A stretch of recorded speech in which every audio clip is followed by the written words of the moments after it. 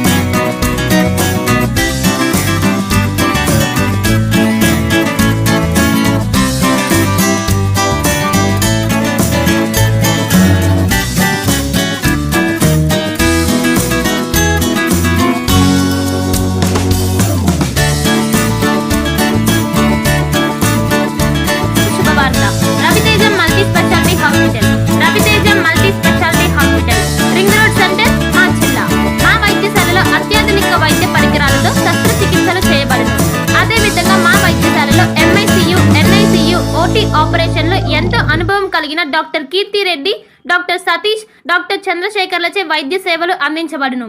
మా వద్ద కార్పొరేట్ వైద్యశాలలో ఎన్నో ఏళ్లు అనుభవం కలిగిన గైనకాలజిస్ట్, జనరల్ మెడిసిన్, జనరల్ సర్జరీలచే వైద్యం చేయబడును.